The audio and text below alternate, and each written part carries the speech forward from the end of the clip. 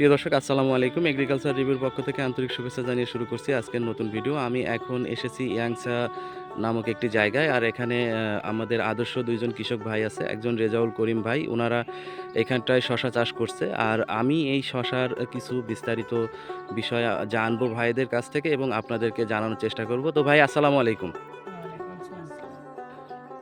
তো ভাই, এই যে আপনি এখানে শশার চাষ করছেন, জি, এখন এই শশার চাষটা আপনার কি জাতের শশা চাষ করছেন? এটা গ্রিন লাইন।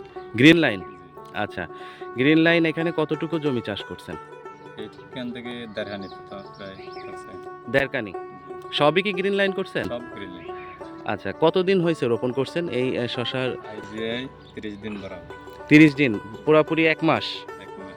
এখন পর্যন্ত কি কোনো রকমের কোনো শশা আপনি উঠাইতে পারছেন? না, না, উঠতে পারি আচ্ছা, না। এই যে গ্রিন লাইন জাতটা আপনারা রোপণ করছেন, এর আগে কখনো করছেন?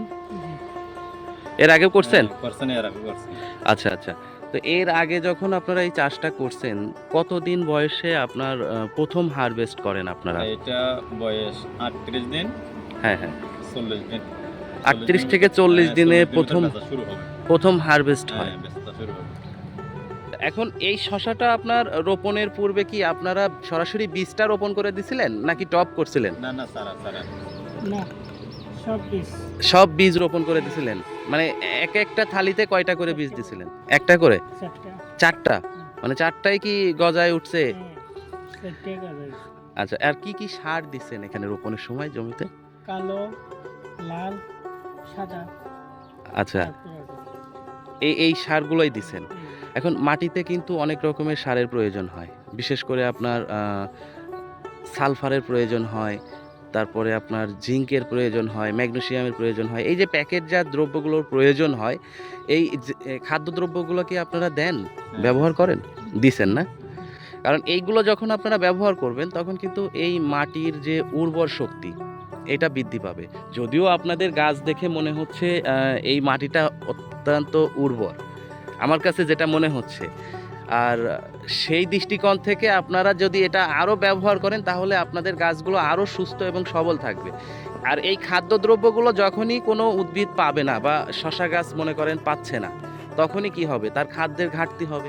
আর খাদ্যের ঘাটতি যখন হবে, তখন কিন্তু গাছগুলো আস্তে আস্তে রোগাক্রান্ত হবে, দুর্বল হবে, বৃদ্ধি হবে না, ফল আসবে না, তাই না?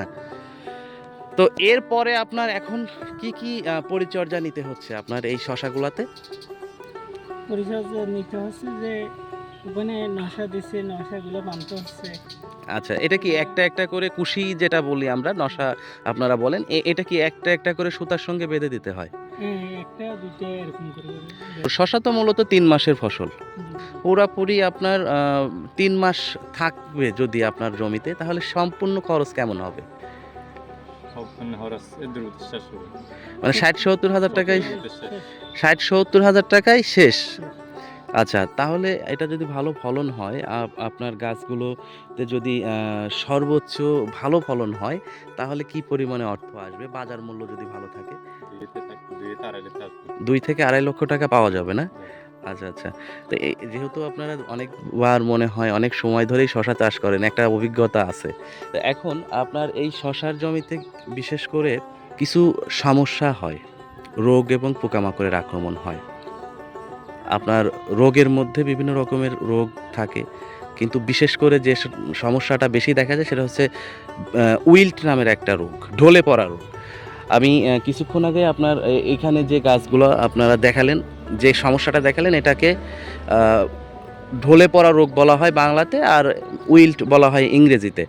যেহেতু এই যে ঢলে পড়া রোগ, এই রোগটা আপনার শিকড়ের দিকে হয়, গোড়ার দিকে হয়। আবার কিছু কিছু সময় গাছের লতা দেখা যায়, এই যে লতাগুলা দেখছেন, গোড়ার দিকে এই লতাগুলো শুকায় যায়।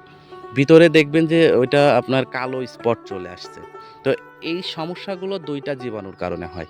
একটা হলো ব্যাকটেরিয়া নামক জীবাণু, আর একটা হচ্ছে ছত্রাক নামক জীবাণু। এই 2টা জীবাণু যদি আপনার শশা গাছে আক্রমণ করে, সেক্ষেত্রে আপনার এই শশা গাছগুলোর ঢলে পড়া রোগটা আসবে। আর এই 2টা যেহেতু আপনার এই জমিটা বললেন যে এখন যে বৃষ্টিটা হয়েছে, বৃষ্টি হওয়ার কারণে এই জায়গাটাতে পানি ছিল।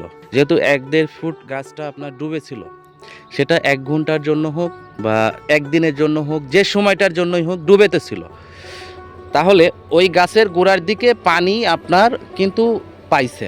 যখন পানিটা পাবে তখন ওই জায়গাতে আপনার পানিটা পাওয়ার কারণে গোড়ার দিকটা নরম হয়ে যাবে, আপনার গোড়ার দিকটা মাটিটা একটু নরম হয়ে ওই জায়গাটাতে বিভিন্ন রকমের ছত্রাক আর ব্যাকটেরিয়া আক্রমণ করবে। যেহেতু পানিটা চলে যাওয়ার পর আবার আপনারা কিন্তু সারও দেন, যে বিভিন্ন কারণে ওই জায়গাটায় ব্যাকটেরিয়ার ছত্রাকের আক্রমণ হবে।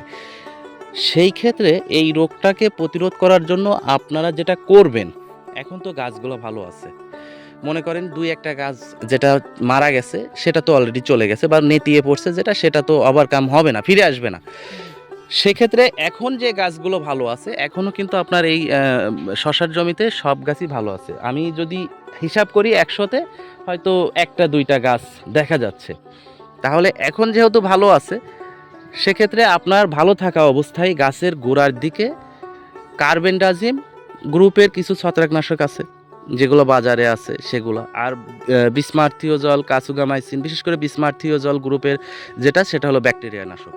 এই আরও ব্যাকটেরিয়া নাশক বেশ কিছু গ্রুপের আছে। এই যে ব্যাকটেরিয়া নাশক গুলো আর ছত্রাকনাশকগুলো একসঙ্গে পাতাতে মারবেন না, একটু গোড়ার দিকে যদি মারেন প্রতি যেহেতু আপনার গাছে এখন খুব বেশি আক্রমণ করে নাই, সেক্ষেত্রে আপনি অন্তত 2বার স্প্রে করবেন।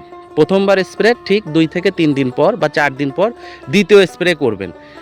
আর এর ছাড়া আপনারা যেটা করবেন, প্রতি মাসে অন্তত 1বার অথবা 2বার এইটা রোগটা যদি আপনার ঢলে পড়া রোগটা যদি নাও আসে তাও মারবেন, যদি আসে তাও মারবেন। তাহলে দেখবেন যে আপনার গাছগুলো সুস্থ থাকবে।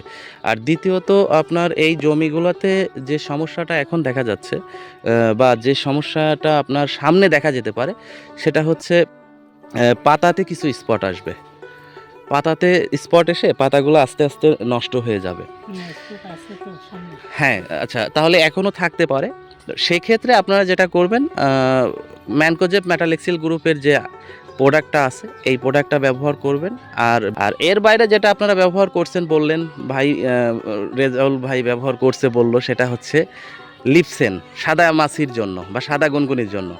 তো এই লিপসেনটা যেহেতু আপনারা ব্যবহার করতেছেন সাদা মাছির জন্য, এটা পর্যায়ক্রমে আপনারা ব্যবহার করতে থাকবেন। আর এরপরে আপনারা যেটা করতে পারবেন সেটা হচ্ছে ছিদ্রকারী পোকা যাতে না আক্রমণ করে, এর জন্য পাইন অথবা ওয়ান্ডার ব্যবহার করিয়েন। এগুলো তো ব্যবহার মনে হয় করেন নাকি? আচ্ছা আচ্ছা। তো যাক, ভাইয়ের যে শশার জমিটা, এই জমিটা দেখে আমার অনেক ভালো লাগতেছে। আমি এই বর্তমান সময়ে আর এরকম শশার জমি চোখে পড়ে নাই। এখন যে অবস্থায় গাছগুলো আছে, এই গাছগুলোকে সুস্থ রেখে ভালো ফলন যাতে হয় সেই দিকটা চিন্তা করে আপনাদেরকে পদক্ষেপ নিতে হবে। যদি কোনো ইনফরমেশন প্রয়োজন মনে হয়, আমার ফোন নাম্বারটা রাখবেন, আমাকে যদি ফোন করেন আমি প্রতি সপ্তাহে এদিকে আসি, আর না হলে চকরিয়াতে থাকি, যে কোনো সময় এসে আপনাদের জমি দেখে যেতে পারবো। তো সেক্ষেত্রে আপনার জমিটা যতটুকু পরামর্শ দিয়ে সুরক্ষিত রাখা যায় আমি চেষ্টা করব। তো ঠিক আছে ভাই, ভালো থাকবেন। আসসালামু আলাইকুম।